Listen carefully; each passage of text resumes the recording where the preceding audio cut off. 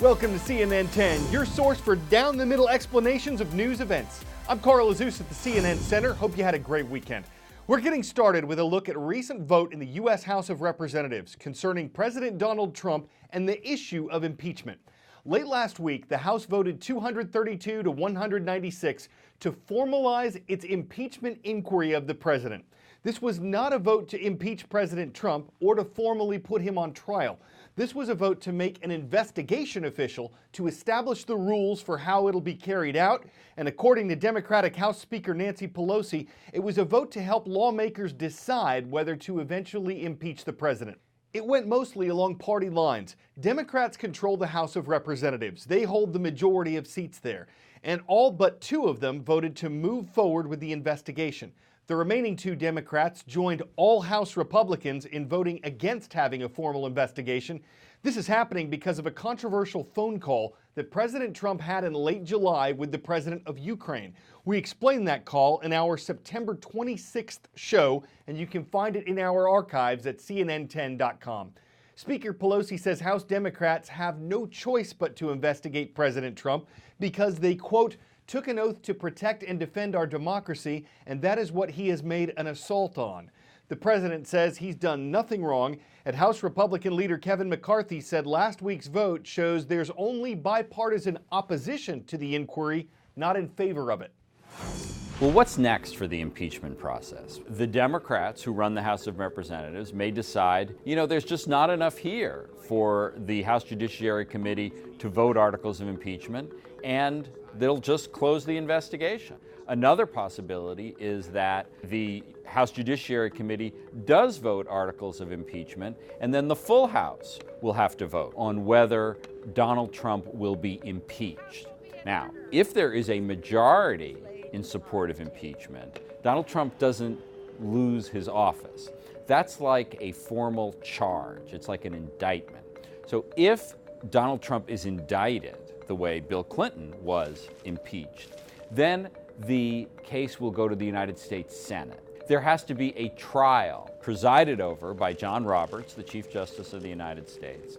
And after that trial, the Senate will have to vote on whether to convict Donald Trump. It takes 2/3, 67 votes in the Senate, to remove a president from office. I think most people believe, at the end of the day, there is almost no chance that Donald Trump will be convicted in the Senate. So the question that is on everyone's minds is, what will the effect of this whole impeachment process be on the 2020 election? 10-second trivia. Which of these U.S. government agencies is the oldest? U.S. Census Bureau, Bureau of Labor Statistics, Department of Transportation, or Food and Drug Administration? The Bureau of Labor was established in 1884, making it the oldest agency on this list. The Bureau of Labor Statistics releases its Employment Situation Summary on the first Friday of every month.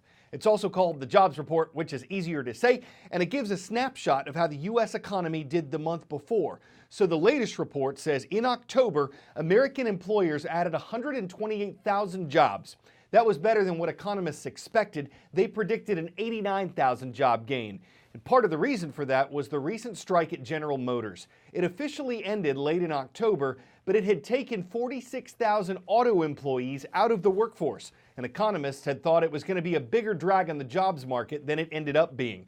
The unemployment rate, which is a percentage of American workers who want but don't have a job, increased to 3.6%.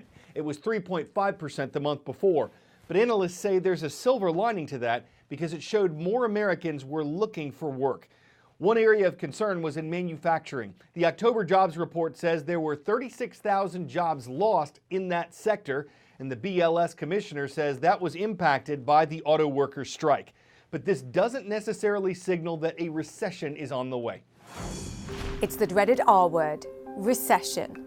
Now, technically, recession is defined as 2 straight quarters of negative economic growth. But ironically, the National Bureau of Economic Research, which officially dates U.S. recessions, doesn't quite agree.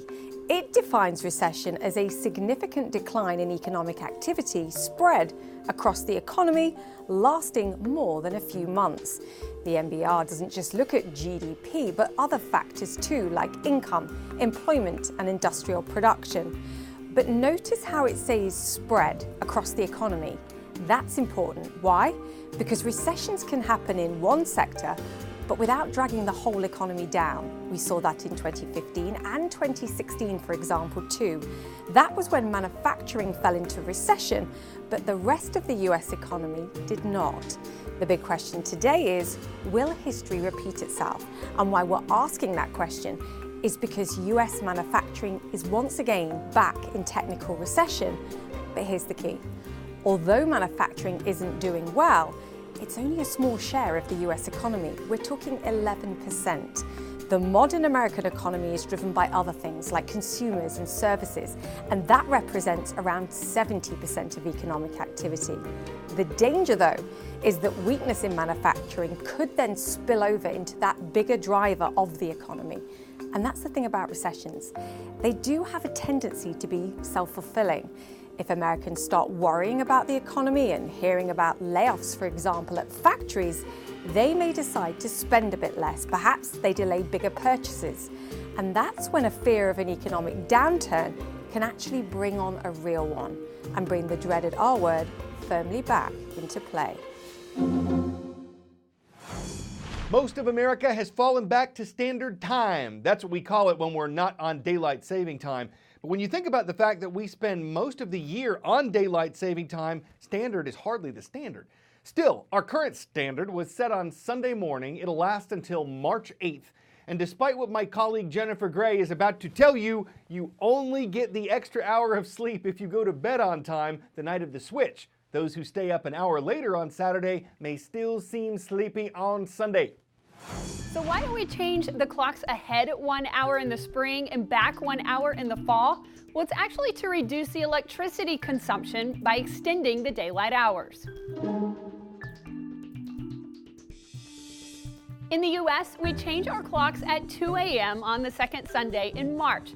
That begins daylight saving time. That's when we spring ahead. On the first Sunday in November, we change our clocks at 2 a.m. again. That's actually just going back to standard time. Believe it or not, this started with an idea from Benjamin Franklin.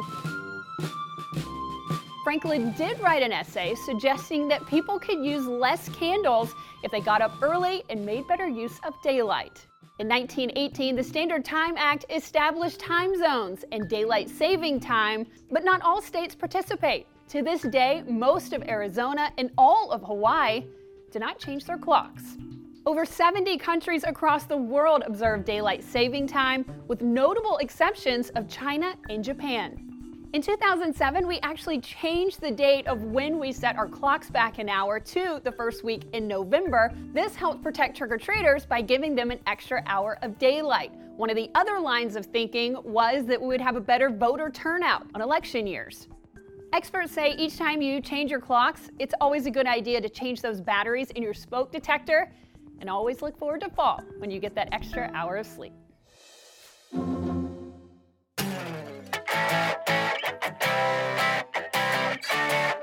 Mom didn't have to tell me not to play baseball inside because, well, smash. That's the very same reason why this seems like it might not be the best idea.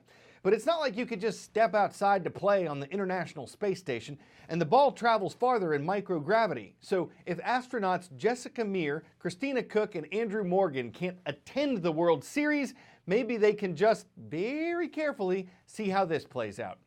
Of course, if they're all Astros fans, the real thing wouldn't have been a washing ton of fun for them. But who needs baseball when you've got spaceball? Who needs to knock one out of the park when you're already out of the atmosphere? Without gravity, there are no infield flies, no sinkers, no grounders, yet every game is an out-of-this-world series. I'm Carl Azus for CNN.